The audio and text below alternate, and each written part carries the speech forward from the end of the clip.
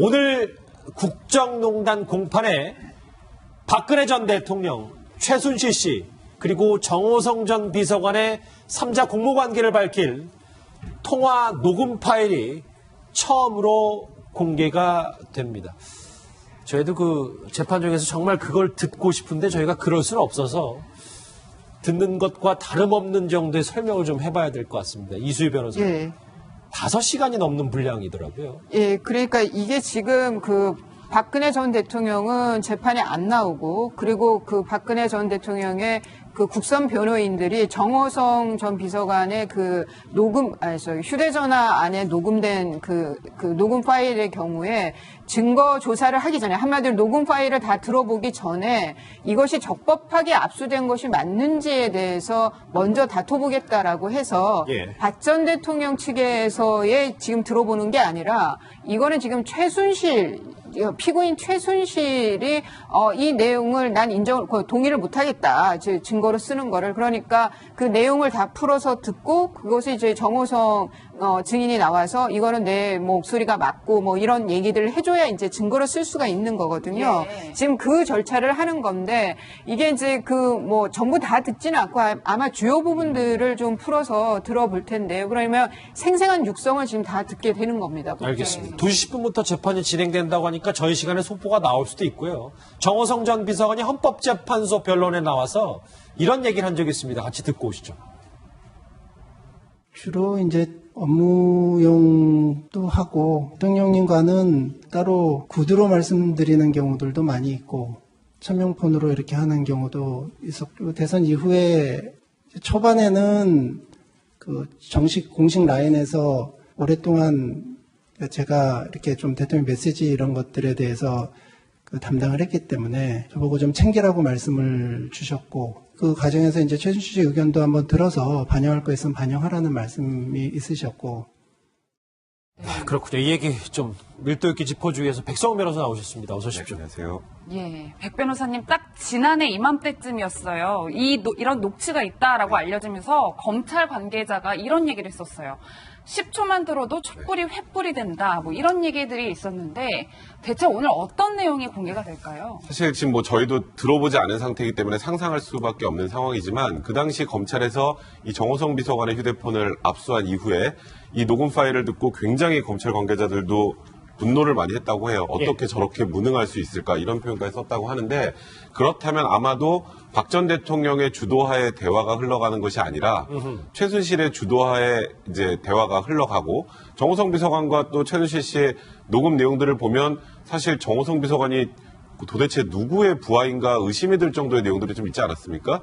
그러니까 예를 들어서 이 3자 대화 내용 자체가 박근혜 전 대통령이 주도해 나가면서 최순실이 조언해주는 정도라면 아마 검찰에서 이런 정도까지 얘기가 나오진 않았을 거예요. 그런데 최순실이 모든 걸 주도하고, 그렇죠. 박근혜 전 대통령이 뭔가 최순실에게 좀 컨펌받는 듯한 그런 모양새, 그런 관련된 내용이 아닐까라고 추정을 할 수밖에 없고요. 예. 사실 오늘 이 녹음 파일이 이제 법정에서 공개가 되면 이제 오늘 이 우리 뉴스특급 하는 도중에도 조금씩 나올 수도 있고, 예. 그렇죠. 아니 뭐 최소한 오늘 지나고 내일부터는 이제 녹음 관련 내용들이 다 나올 텐데, 또 한 번 온 국민들이 또 실망하고 분노할 수밖에 없는 상황이 연출되지 않을까 좀 걱정이 맞아요. 됩니다. 1년 전에 딱 기억나는데 저거 같이 국민들이 들으면 촛불이 횃불로 바뀔 것이라는 이 말도 기억이 납니다. 이현정이. 네.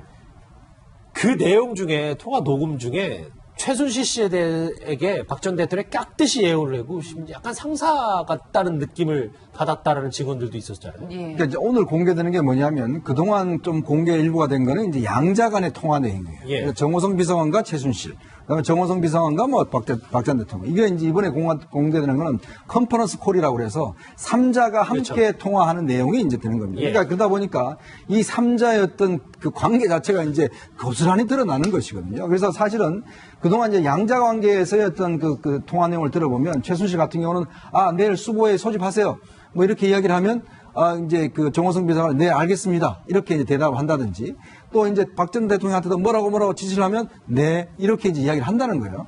자, 그러면 그걸 근거로 상상을 해보면 이 회의의 주도권은 일단 최순실한테 있는 겁니다. 자, 그럼 뭐 어떻게 하세요? 그러면 박 전 대통령이 네 그렇게 하죠, 뭐 이런 식이 이제 진행이 됐다는 거죠. 이제 그러다 보니까 이게 사실은 이제 전체적인 어떤 이 국정농단에 있어서 과연 최순실의 역할, 그 중에서 그냥 그러면 박 전 대통령 무슨 역할인가? 박 전 대통령이 세 차례 거친 기자회견에서 그냥 나는 신분이 많은 사람으로 여겼다. 이게 아니라 실질적으로 국정농단을 주도하고 회의를 주도하고 연설문을 주도하고 했던 게 바로 최순실 아니냐. 그래서 검사들이 야 이거 10초만 들어봐도 이거 정말 이 국정농단에서 엄청난 분노를 느낄 것이다라고 이야기를 한 게 바로 이 지점에 있는 것 같습니다. 예, 이수희 변호사님, 이제 재판부가 들었을 때 어떤 느낌일지가 가장 중요한 부분이 될 것 같은데, 어쨌든 재판부에서 이 3자의 녹취 내용을 듣게 되면, 아, 박 전 대통령과 최순실 씨 40년 지기 공모관계 맞구나. 뭐 이게 입증할 수 있는 증거 자료가 된다라고 판단할까요? 그러니까 이제 뭐 정유라에 대한 지원이라든가 두 재단에 대한 뭐 K스포츠 재단, 미르 재단에 대한 그 뭐 출연금을 이제 모으게 되고 이런 그런 일련의 이제 그 돌아가는 사정이 박 전 대통령이 정말 그 뭐 정책적 판단이었는지 아니면은 최순실과의 관계에서 봤을 때는 둘 사이에 공모가 있으면서 아니면은 뭐 최순실이 외려 더 이제 적극적인 어떤 결정을 해가면서 이루어진 일인지를 뭐 이 컨퍼런스 콜이라고 할 수 있는 이 3자 간의 대화를 보면서 이제 좀 그 추측을 할 수 있는 거죠. 이렇게 엿볼 수 있는 거죠. 이런 거 간접 증거인 거죠. 이런 간접 거는 증거. 예, 간접 증거로서 그런 분위기 두 사람의 관계를 엿볼 수 있다는 데서는 좀 큰 의미가 있는 것 같습니다. 그러니까 이게 사실 최순실 측에서 이렇게 얘기를 했어요. 이 지금 3자 녹음 파일이 대선 전입니다.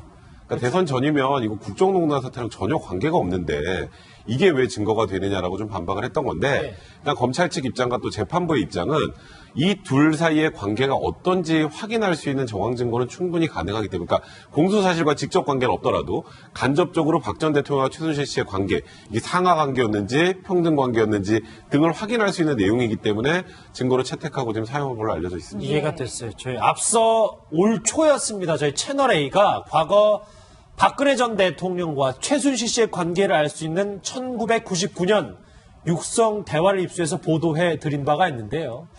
당시에도 최순실 씨가 박 전 대통령 앞에서 모든 회의를 주도했었습니다. 그 목소리 오랜만에 다시 한번 들어보시죠. 부모님인데 그쪽으로 청와대 관계자를 만나서는 안 되고 대표적으로 이제 한국들 수행력으로 그러는데 그거 받아들일 수 있거든요. 아무도 나쁠 거 없어요. 그냥 지금 그거 완전히 흐트러져갖고 무신적인 없어요. 근데 미관이 애매해요. 이 사람들이 그 어떻게 짠 거야? 그거 100억, 200억, 뭐 300억 있어. 누가 예산한 사람? 지금 국내에서 예산이 700억 잡은 것은 지금 정부 예산이 300억 나가질 지금 책정이 돼 있습니다.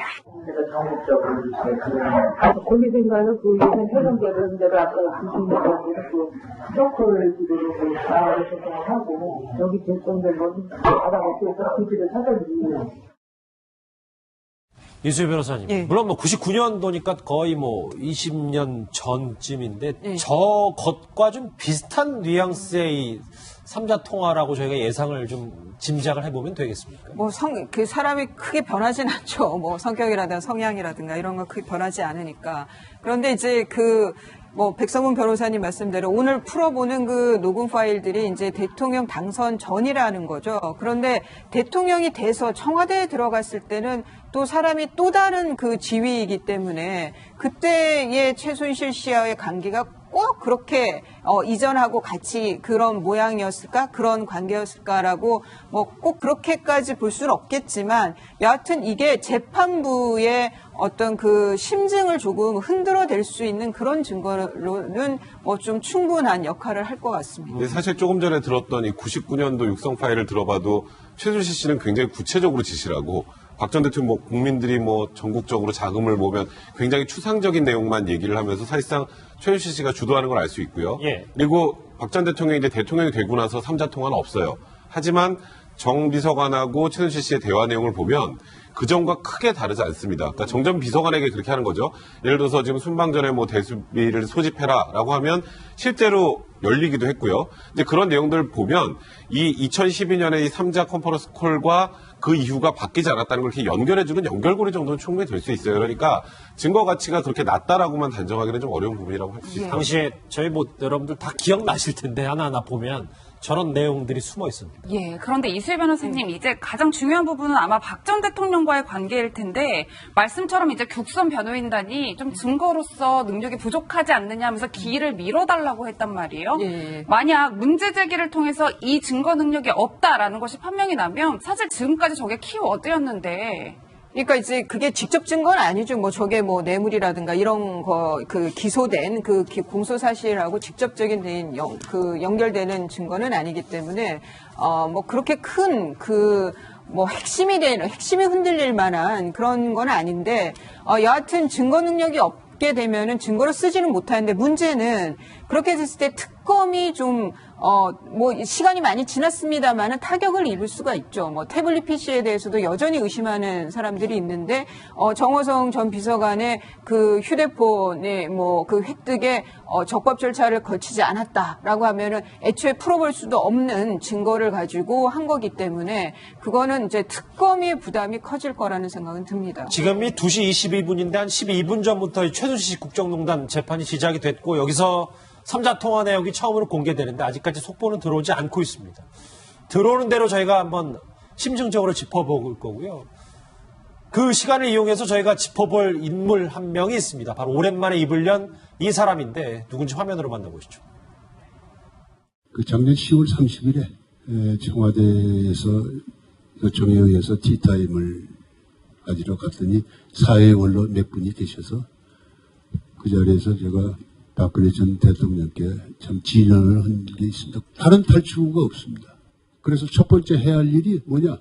성역 없는 수사를 천명하십시오. 최순실이 들어오기 직전 하루 전날입니다. 근래 신문 보도를 보니까 민정수석실 주변을 검찰에서 수사한가 뭐 한다고 하는데 그걸 거부했다고 하는데 이것은 국민들의 신뢰를 저버립니다. 태블릿 PC 최초 보도 직후 본인이 박 전 대통령의 직언을 했다는 고건 전 총리 오랜만입니다. 대통령 말고 기념사업이나 이거 진짜 이은정 의원님 네. 전직 총리의 혹평 중에 혹평 아닙니까? 그러니까 뭐 행정의 달인이라고 할 정도로 사실 뭐 역대 정권을 거치면서 사실 중요한 서울시장 총리를 뭐 몇 번이나 역임했던 이제 고건 전 총리가 이번에 회고록을 내시면서 그러니까 결국 이제 본인이 보는 박 전 대통령 관점은 이게 보수가 아무리 참 이 괴멸을 했어도 사람을 좀 검증하고 했어야 되는 건 아니냐. 사실 이제 박 전 대통령을 대통령 하시면 결국은 박 전 대통령을 내세워서 결국은 이득을 취한 사람은 딴 사람이 있지 않느냐. 그렇게 아마 비판하신 것 같고. 특히 이제 지난해 이제 10월 달에 아마 박 전 대통령이 이제 마지막으로 사회 이제 그 중요 인사들을 모아서 어떻게 하면 좋을지를 물어봤던 행사가 있었습니다. 그때 이미 사실 이제 문제가 거의 뭐 이게 지금 정말 어떻게 해결할 수 없는 상황으로 치닫는 그런 상황이었어요.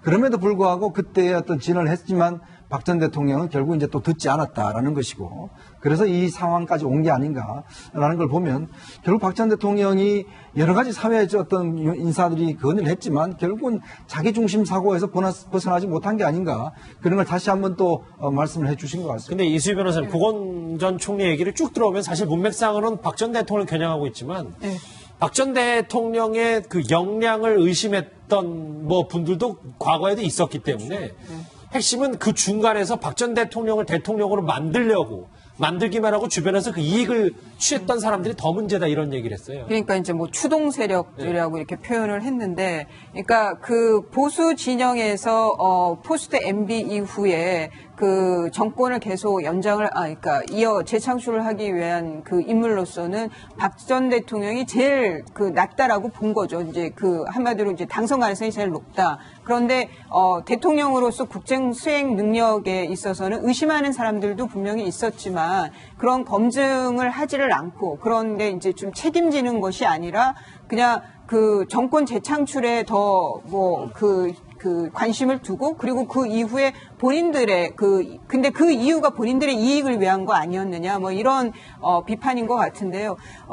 시간이 지나고 보면 저는 고건 전 총리의 그런 비판이 충분히 납득할 만하다는 생각도 들고 그러면 이제 대안으로 저분이 보수 진영의 대표라든가 그런 거는 아니지만 지금 현 좌우 보수 진보의 힘의 균형이 너무 깨진 상황에서 좀 우리 사회 원로로서 좀 대안을 제시해 주시는 것도 굉장히 필요하다는 생각이 듭니다. 예, 백 변호사님 이렇게 박 전 대통령께 혹평을 쏟아낸 분이 있는가 하면 또 박 전 대통령을 위해 고군분투하는 분들도 계신데 바로 이제 국선 변호인들인데 아무래도 지금 피고인 자격의 박 전 대통령을 직접 만날 수가 없잖아요. 그래서 그 심경을 이해하기 위해서 박근혜 전 대통령의 자서전을 꼼꼼하게 읽고 있다는 거예요. 그러니까 이런 표현을 쓰더라고요. 정치적 이해관계라는 걸 다 떠나서 일단 현재 본인의 의뢰인이지 않습니까? 의뢰인이기 때문에 도대체 박 전 대통령이라는 사람이 어떤 사람인가를 좀 알고 싶어서 박근혜 일기라는 책을 이제 한번 읽어봤다고 합니다. 그리고 지금 사실 국선 변호인이 5명이 들어와 있지만 일각에서 바라보는 시각은 국선 변호인들이 뭐 열심히 하겠어? 거기다가 뭐 박근혜 전 대통령 지지자들은 뭐 목숨을 내놓고 해라 뭐 이런 얘기가 나오는데 국선 변호인 입장에서는 박 전 대통령을 접견하지 못하고 재판을 진행해야 되는 굉장히 좀 황당한 상황을 맞이한 상황에서 들러리로 서 있는 것처럼 보이는 것은 하지 않겠다라는 입장이고 박 전 대통령을 위해서 최선을 다해보겠다. 그게 박근혜 전 대통령을 지지하건 지지하지 않건 상관없이 그건 정치적 이해관계와 떠나서 박 전 대통령을 위해서 최선을 다하겠다는 입장을 밝힌 거고 일각에서는 지금 국선 변호인들이 이제 걸석 재판이 딱 열리는 날 재판부가 당황할 정도로 국선 변호사들이 굉장히 열심히 했다는 얘기들을 해요.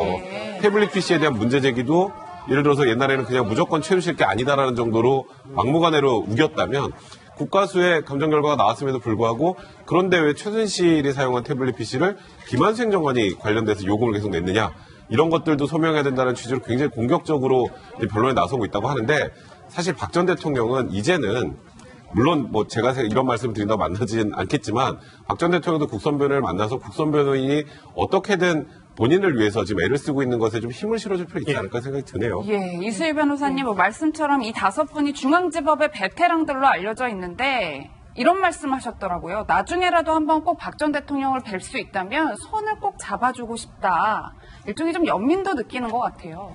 뭐 그거는 박근혜 전 대통령의 이제 살아온 이렇게 그 전 일생을 통해 봤을 때는 그런 이제 그 70년대 사고에 박혀 있는 그 상황이 좀 애처로워 보이는 건 분명히 있죠. 예, 뭐 그 변호인들도 뭐 저는 비슷할 거라고 보고 그리고 또 그런 시각이 그러니까 그 정상에 대해서도 변호를 해야 되거든요. 변호사들은 그런 것을 위한 필요한 시각이라고는 보입니다. 그런데 저는 좀 아쉬운 점은 국선 변호인들이 언론에 저렇게 노출되는 거, 그러니까 언론에 그 편지를 해서 저런 내용을 얘기하는 거가 좀 또 다른 어떤 오해를 살 수도 있고 또 다른 갈등을 낳을 수도 있기 때문에 적절치는 않아 보입니다. 예. 고은 전 총리가 이제 본인 얘기를 하면서 쓴소리를 했고 그리고 국선 변호사들은 박 전 대통령 이해하기 위해서 박근혜 전 대통령 자서전까지 읽고 있지만 박 전 대통령 여전히 두문불출하고 있습니다. 글쎄 저희가 저희 시간에 그 첫 공개되는 녹음 파일 관련해서 속보를 한번 짚어보려고 했는데 아직 재판이 이제 태블릿 PC 소유 여부로 좀 집중되는 것 같아서요. 예. 시간이 되면 전해드리도록 하겠습니다. 그 점과 크게 다르지 않습니다. 그러니까 정전 비서관에게 그렇게 하는 거죠. 예를 들어서 지금 순방전에 뭐 대수비를 소집해라라고 하면 실제로 열리기도 했고요. 이제 그런 내용들을 보면 이 2012년에 이 3자 컨퍼런스 콜과 그 이유가 바뀌지 않았다는 걸 이렇게 연결해주는 연결고리 정도는 충분히 될 수 있어요. 그러니까 증거 가치가 그렇게 낮다라고만 단정하기는 좀 어려운 부분이라고 할 수 있습니다. 당시에 저희 여러분들 다 기억나실 텐데 하나하나 보면 저런 내용들이 숨어 있습니다. 예, 그런데 이수일 변호사님 이제 가장 중요한 부분은 아마 박 전 대통령과의 관계일 텐데 말씀처럼 이제 국선 변호인단이 좀 증거로서 능력이 부족하지 않느냐 하면서 기일을 미뤄달라고 했단 말이에요. 예. 만약 문제 제기를 통해서 이 증거 능력이 없다라는 것이 판명이 나면 사실 지금까지 저게 키워드였는데 그러니까 이제 그게 직접 증거는 아니죠. 뭐 저게 뭐 뇌물이라든가 이런 거 그 기소된 그 공소 사실하고 직접적인 연결되는 증거는 아니기 때문에 뭐 그렇게 큰 핵심이 흔들릴 만한 그런 건 아닌데 여하튼 증거 능력이 없게 되면은 증거로 쓰지는 못하는데 문제는 그렇게 됐을 때 특검이 좀 뭐 시간이 많이 지났습니다만은 타격을 입을 수가 있죠. 뭐 태블릿 PC에 대해서도 여전히 의심하는 사람들이 있는데 정호성 전 비서관의 그 휴대폰의 뭐 그 획득에 적법 절차를 거치지 않았다라고 하면은 애초에 풀어볼 수도 없는 증거를 가지고 한 거기 때문에 그거는 이제 특검의 부담이 커질 거라는 생각은 듭니다. 지금이 2시 22분인데 한 12분 전부터 최순실 국정농단 재판이 시작이 됐고 여기서 3자 통화 내역이 처음으로 공개되는데 아직까지 속보는 들어오지 않고 있습니다. 들어오는 대로 저희가 한번 심층적으로 짚어볼 거고요. 그 시간을 이용해서 저희가 짚어볼 인물 한 명이 있습니다. 바로 오랜만에 입을 연 이 사람인데 누군지 화면으로 만나보시죠. 그 작년 10월 30일에 청와대에서 요청에 의해서 티타임을 가지러 갔더니 사회 원로 몇 분이 계셔서 그 자리에서 제가 박근혜 전 대통령께 참 진언을 한 게 있습니다. 다른 탈출구가 없습니다. 그래서 첫 번째 해야 할 일이 뭐냐? 성역 없는 수사를 천명하십시오. 최순실이 들어오기 직전 하루 전날입니다. 근래 신문 보도를 보니까 민정수석실 주변을 검찰에서 수사한가 뭐 한다고 하는데 그걸 거부했다고 하는데 이것은 국민들의 신뢰를 저버립니다. 태블릿 PC 최초 보도 직후 본인이 박 전 대통령의 직언을 했다는 고건 전 총리 오랜만입니다. 대통령 말고 기념사업이나 이거 진짜 이현정 의원님 네. 전직 총리의 혹평 중에 혹평 아닙니까? 그러니까 뭐 행정의 달인이라고 할 정도로 사실 뭐 역대 정권을 거치면서 사실 중요한 서울시장 총리를 뭐 몇 번이나 역임했던 이제 고건 전 총리가 이번에 회고록을 내시면서 그러니까 결국 이제 본인이 보는 박 전 대통령 관점은 이게 보수가 아무리 참 이 괴멸을 했어도 사람을 좀 검증하고 했어야 되는 건 아니냐.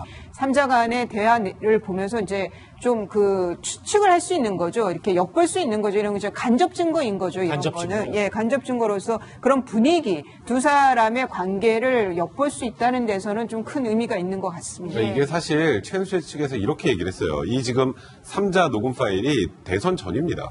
그러니까 대선 전이면 이거 국정농단 사태랑 전혀 관계가 없는데 이게 왜 증거가 되느냐라고 좀 반박을 했던 건데 그러니까 검찰 측 입장과 또 재판부의 입장은 이 둘 사이의 관계가 어떤지 확인할 수 있는 정황 증거는 충분히 가능하기 때문에 그러니까 공소 사실과 직접 관계는 없더라도 간접적으로 박 전 대통령과 최순실 씨의 관계 이게 상하 관계였는지 평등 관계였는지 등을 확인할 수 있는 내용이기 때문에 증거로 채택하고 지금 사용한 걸로 알려져 있습니다. 이해가 됐어요. 저희 앞서 올 초였습니다. 저희 채널A가 과거 박근혜 전 대통령과 최순실 씨의 관계를 알 수 있는 1999년 육성 대화를 입수해서 보도해 드린 바가 있는데요. 당시에도 최순실 씨가 박 전 대통령 앞에서 모든 회의를 주도했었습니다. 그 목소리 오랜만에 다시 한번 들어보시죠. 주변님이 이제 그쪽으로 청와대 관계자를 만나서는 안 되겠고 절대적으로 이런 방법들을 수행하고 있었는데 그걸 받아들일 수 있거든요. 아무도 나쁠 거 없어요. 그냥 지금 이거 완전히 스트가 들어갔고 미심쩍은 없어요. 근데 미관이 되네요. 이 사람들이 어떻게 짠 거야? 100억, 200억, 300억 있어요. 누가 이랬던 사람? 지금 국내에서 예산이 700억 사단에서 지금 정부 예산이 300억 지금 책정이 돼 있습니다. 거기 생각은 그 예산 회전되는 대로 아까 주신다고 그 프로콜 기도로 나와서 하고 여기 결정된 건 알아보고 그 지를 사달리. 이수희 변호사님. 예. 물론 99년도니까 거의 20년 전쯤인데 예. 저 것과 좀 비슷한 뉘앙스의 이 3자 통화라고 저희가 예상을 좀 짐작을 해보면 되겠습니까? 그 사람이 크게 변하진 않죠. 성격이라든가 성향이라든가 이런 거 크게 변하지 않으니까. 그런데 이제 백성문 변호사님 말씀대로 오늘 풀어보는 그 녹음 파일들이 이제 대통령 당선 전이라는 거죠. 그런데 대통령이 돼서 청와대에 들어갔을 때는 또 사람이 또 다른 그 지위이기 때문에 그때의 최순실 씨와의 관계가 꼭 그렇게 이전하고 같이 그런 모양이었을까? 그런 관계였을까라고 꼭 그렇게까지 볼 수는 없겠지만 여하튼 이게 재판부의 어떤 그 심증을 조금 흔들어댈 수 있는 그런 증거로는 좀 충분한 역할을 할 것 같습니다. 근데 사실 조금 전에 들었던 이 99년도 육성 파일을 들어봐도 최순실 씨는 굉장히 구체적으로 지시를 하고 박 전 대통령 국민들이 전국적으로 자금을 모으면 굉장히 추상적인 내용만 얘기를 하면서 사실상 최순실 씨가 주도하는 걸 알 수 있고요. 예. 그리고 박 전 대통령이 이제 대통령이 되고 나서 3자 통화는 없어요. 하지만 정 비서관하고 최순실 씨의 대화 내용을 보면 오늘 국정농단 공판에 박근혜 전 대통령, 최순실 씨, 그리고 정호성 전 비서관의 3자 공모관계를 밝힐 통화 녹음 파일이 처음으로 공개가 됩니다. 저희도 그 재판 중에서 정말 그걸 듣고 싶은데 저희가 그럴 수는 없어서 듣는 것과 다름없는 정도의 설명을 좀 해봐야 될 것 같습니다. 이수희 변호사님. 예.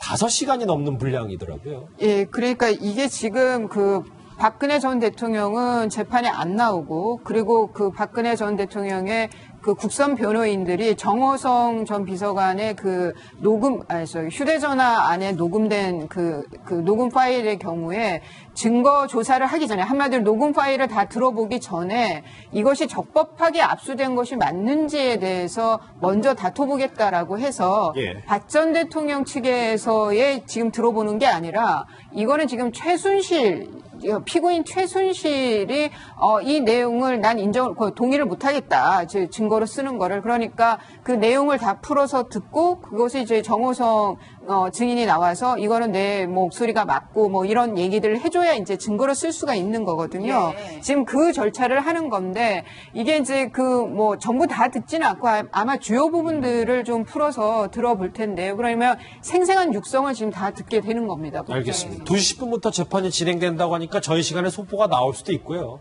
정호성 전 비서관이 헌법재판소 변론에 나와서 이런 얘기를 한 적이 있습니다. 같이 듣고 오시죠. 주로 이제 업무용도 하고 대통령님과는 따로 구두로 말씀드리는 경우들도 많이 있고 천명폰으로 이렇게 하는 경우도 있었고, 대선 이후에 초반에는 그 정식 공식 라인에서 오랫동안 제가 이렇게 좀 대통령 메시지 이런 것들에 대해서 담당을 했기 때문에 저보고 좀 챙기라고 말씀을 주셨고, 그 과정에서 이제 최순실 씨 의견도 한번 들어서 반영할 거 있으면 반영하라는 말씀이 있으셨고. 그렇군요. 이 얘기 좀 밀도 있게 짚어주기 위해서 백성원 변호사 나오셨습니다. 어서 오십시오. 안녕하세요. 예, 백 변호사님 딱 지난해 이맘때쯤이었어요. 이런 녹취가 있다라고 알려지면서 검찰 관계자가 이런 얘기를 했었어요. 10초만 들어도 촛불이 횃불이 된다. 뭐 이런 얘기들이 있었는데 대체 오늘 어떤 내용이 공개가 될까요? 사실 지금 뭐 저희도 들어보지 않은 상태이기 때문에 상상할 수밖에 없는 상황이지만, 그 당시 검찰에서 이 정호성 비서관의 휴대폰을 압수한 이후에 이 녹음 파일을 듣고 굉장히 검찰 관계자들도 분노를 많이 했다고 해요. 어떻게 저렇게 무능할 수 있을까, 이런 표현까지 썼다고 하는데, 그렇다면 아마도 박 전 대통령의 주도하에 대화가 흘러가는 것이 아니라 최순실의 주도하에 이제 대화가 흘러가고, 정호성 비서관과 또 최순실 씨의 녹음 내용들을 보면 사실 정호성 비서관이 도대체 누구의 부하인가 의심이 들 정도의 내용들이 좀 있지 않았습니까? 그러니까 예를 들어서 이 3자 대화 내용 자체가 박근혜 전 대통령이 주도해 나가면서 최순실이 조언해주는 정도라면 아마 검찰에서 이런 정도까지 얘기가 나오진 않았을 거예요. 그런데 최순실이 모든 걸 주도하고, 그렇죠. 박근혜 전 대통령이 뭔가 최순실에게 좀 컨펌받는 듯한 그런 모양새, 그런 관련된 내용이 아닐까라고 추정을 할 수밖에 없고요. 예. 사실 오늘 이 녹음 파일이 이제 법정에서 공개가 되면 이제 오늘 이 우리 뉴스특급 하는 도중에도 조금씩 나올 수도 있고, 예. 그렇죠. 아니 뭐 최소한 오늘 지나고 내일부터는 이제 녹음 관련 내용들이 다 나올 텐데, 또 한 번 온 국민들이 또 실망하고 분노할 수밖에 없는 상황이 연출되지 않을까 좀 걱정이 맞아요. 됩니다. 1년 전에 딱 기억나는데 저거 같이 국민들이 들으면 촛불이 횃불로 바뀔 것이라는 이 말도 기억이 납니다. 이현정 의원. 네. 그 내용 중에, 통화 녹음 중에 최순실 씨에게 박 전 대통령이 깍듯이 예우를 하고 약간 상사 같다는 느낌을 받았다라는 직원들도 있었잖아요. 예. 그러니까 이제 오늘 공개되는 게 뭐냐면, 그동안 좀 공개 일부가 된 거는 이제 양자 간의 통화 내용이에요. 예. 그러니까 정호성 비서관과 최순실, 그다음에 정호성 비서관과 뭐 박 전 대통령. 이게 이제 이번에 공개되는 거는 컨퍼런스 콜이라고 그래서 3자가 함께 그렇죠. 통화하는 내용이 이제 되는 겁니다. 예. 그러니까 그러다 보니까 이 3자의 어떤 그 관계 자체가 이제 고스란히 드러나는 것이거든요. 그래서 사실은 그동안 이제 양자 관계에서의 어떤 그 통화 내용을 들어보면, 최순실 같은 경우는 내일 수보에 소집하세요, 뭐 이렇게 이야기를 하면 이제 그 정호성 비서관은 네 알겠습니다 이렇게 이제 대답을 한다든지, 또 이제 박 전 대통령한테도 뭐라고 지시를 하면 네 이렇게 이제 이야기를 한다는 거예요. 자, 그러면 그걸 근거로 상상을 해보면 이 회의의 주도권은 일단 최순실한테 있는 겁니다. 자, 그럼 뭐 어떻게 하세요? 그러면 박 전 대통령이 네 그렇게 하죠, 뭐 이런 식이 이제 진행이 됐다는 거죠. 근데 그러다 보니까 이게 사실은 이제 전체적인 어떤 이 국정농단에 있어서 과연 최순실 씨의 역할, 그 중에서 그러면 박 전 대통령 무슨 역할인가? 박 전 대통령이 세 차례 거친 기자회견에서 그냥 나는 신분이 많은 사람으로 여겼다. 이게 아니라 실질적으로 국정농단을 주도하고 회의를 주도하고 연설문을 주도하고 했던 게 바로 최순실 아니냐. 그래서 검사들이 야, 이거 10초만 들어봐도 이거 정말 이 국정농단에서 엄청난 분노를 느낄 것이다라고 이야기를 한 게 바로 이 지점에 있는 것 같습니다. 예, 이수희 변호사님, 이제 재판부가 들었을 때 어떤 느낌일지가 가장 중요한 부분이 될 것 같은데, 어쨌든 재판부에서 이 3자의 녹취 내용을 듣게 되면, 아, 박 전 대통령과 최순실 씨 40년 지기 공모관계 맞구나. 뭐 이게 입증할 수 있는 증거 자료가 된다라고 판단할까요? 그러니까 이제 뭐 정유라에 대한 지원이라든가 두 재단에 대한 뭐 K스포츠 재단, 미르 재단에 대한 그 뭐 출연금을 이제 모으게 되고 이런 그런 일련의 이제 그 돌아가는 사정이 박 전 대통령이 정말 그 뭐 정책적 판단이었는지 아니면은 최순실과의 관계에서 봤을 때는 둘 사이에 공모가 있으면서 아니면은 뭐 최순실이 외려 더 이제 적극적인 어떤 결정을 해가면서 이루어진 일인지를 뭐 이 컨퍼런스 콜이라고 할 수 있는 사실 이제 박 전 대통령을 대통령 하시면 결국은 박 전 대통령을 내세워서 결국은 이득을 취한 사람은 딴 사람이 있지 않느냐. 그렇게 아마 비판하신 것 같고. 특히 이제 지난해 이제 10월 달에 아마 박 전 대통령이 이제 마지막으로 사회 이제 그 중요 인사들을 모아서 어떻게 하면 좋을지를 물어봤던 행사가 있었습니다. 그때 이미 사실은 이제 문제가 거의 뭐 이게 지금 정말 어떻게 해결할 수 없는 상황으로 치닫는 그런 상황이었어요. 그럼에도 불구하고 그때 어떤 진언을 했지만 박 전 대통령은 결국 이제 또 듣지 않았다라는 것이고 그래서 이 상황까지 온 게 아닌가라는 걸 보면 결국 박 전 대통령이 여러 가지 사회의 어떤 인사들이 건의를 했지만 결국은 자기 중심 사고에서 벗어나지 못한 게 아닌가 그런 걸 다시 한번 또 말씀을 해 주신 것 같습니다. 근데 이수희 변호사님, 고건 전 총리 얘기를 쭉 들어오면 사실 문맥상으로는 박 전 대통령을 겨냥하고 있지만 박 전 대통령의 그 역량을 의심했던 뭐 분들도 과거에도 있었기 때문에 핵심은 그 중간에서 박 전 대통령을 대통령으로 만들기만 하고 주변에서 그 이익을 취했던 사람들이 더 문제다 이런 얘기를 했어요. 그러니까 이제 뭐 추동 세력이라고 이렇게 표현을 했는데, 그러니까 그 보수 진영에서 포스트 MB 이후에 그 정권을 계속 그러니까 이어 재창출을 하기 위한 그 인물로서는 박 전 대통령이 제일 그 낫다라고 본 거죠. 이제 그 한마디로 이제 당선 가능성이 제일 높다. 그런데 대통령으로서 국정 수행 능력에 있어서는 의심하는 사람들도 분명히 있었지만 그런 검증을 하지를 않고 그런데 이제 좀 책임지는 것이 아니라 그냥 그 정권 재창출에 더 그 관심을 두고 그리고 그 이후에 본인들의 근데 그 이유가 본인들의 이익을 위한 거 아니었느냐 뭐 이런 비판인 것 같은데요. 뭐 시간이 지나고 보면 저는 고건 전 총리의 그런 그 비판이 충분히 납득할 만하다는 생각도 들고 그러면 이제 대안으로 뭐 저분이 뭐 보수 진영의 뭐 대표라든가 그런 거는 아니지만 지금 현 그 좌우 그 보수 진보의 힘의 균형이 너무 깨진 상황에서 좀 우리 사회 원로로서 좀 대안을 제시해 주시는 것도 굉장히 필요하다는 생각이 듭니다. 예, 백 변호사님 이렇게 박 전 대통령께 혹평을 쏟아낸 분이 있는가 하면 또 박 전 대통령을 위해 고군분투하는 분들도 계신데 바로 이제 국선 변호인들인데 아무래도 지금 피고인 자격의 박 전 대통령을 직접 만날 수가 없잖아요. 그래서 그 심경을 이해하기 위해서 박근혜 전 대통령의 자서전을 꼼꼼하게 읽고 있다는 거예요. 그러니까 이런 표현을 쓰더라고요. 정치적 이해관계라는 걸 다 떠나서 일단 현재 본인의 의뢰인이지 않습니까? 의뢰인이기 때문에 도대체 박 전 대통령이라는 사람이 어떤 사람인가를 좀 알고 싶어서 박근혜 일기라는 책을 이제 한번 읽어봤다고 합니다. 그리고 지금 사실 국선 변호인이 5명이 들어와 있지만 일각에서 바라보는 시각은 국선 변호인들이 뭐 열심히 하겠어? 거기다가 뭐 박근혜 전 대통령 지지자들은 뭐 목숨을 내놓고 해라 뭐 이런 얘기가 나오는데 국선 변호인 입장에서